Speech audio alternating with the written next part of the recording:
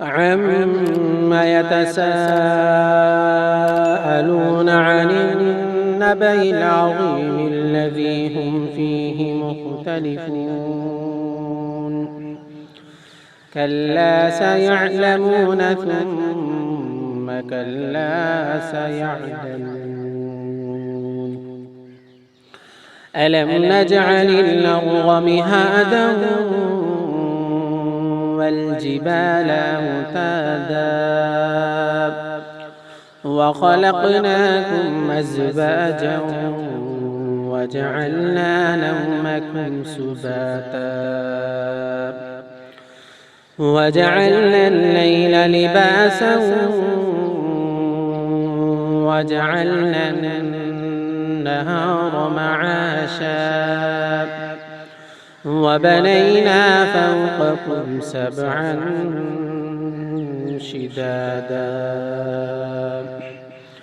وَجَعَلْنَا سِرَاجًا وَهَّاجًا وَأَنزَلْنَا مِنَ الْمُعْصِرَاتِ مَاءً ثَجَّاجًا لِنُخْرِجَ بِهِ حَبًّا وَنَبَاتًا وَجَنَّاتٍ أَلْفَافًا إِنَّ يَوْمَ الْفَصْلِ كَانَ مِيقَاتًا يَوْمَ يُنفَخُ فِي الصُّورِ فَتَأْتُونَ أَفْوَاجًا وَفُتِحَتِ السَّمَاءُ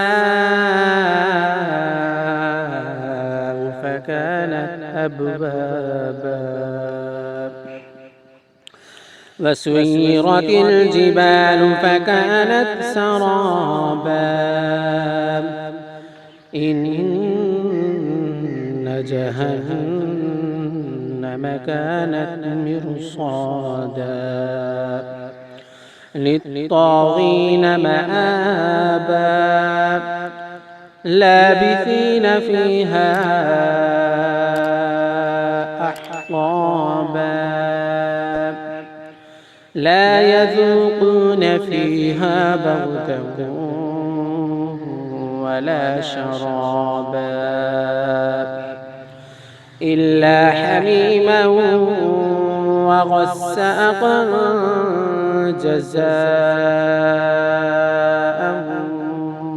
وِفَاقًا إِنَّهُمْ كَانُوا لَا يَرْجُونَ حِسَابًا وَكَذَّبُوا بِآيَاتِنَا كِذَّابًا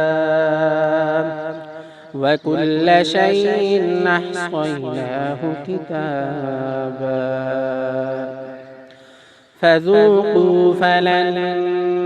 نَّزِيدَكُمْ إِلَّا عَذَابًا إِنَّ لِلْمُتَّقِينَ مَفَازًا حَدَائِقَ وَأَعْنَابًا وَكَوَاعِبَ أَتْرَابًا وَكَأْسًا دِهَاقًا لَا يَسْمَعُونَ فِيهَا لَغْوًا وَلَا كِذَّابًا جَزَاءً مِّن رَّبِّكَ عَطَاءً حِسَابًا رَّبِّ السَّمَاوَاتِ وَالْأَرْضِ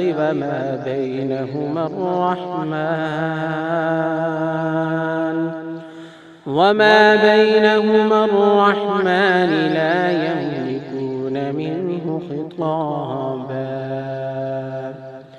يَوْمَ يَقُومُ الرُّوحُ وَالْمَلَائِكَةُ صَفًّا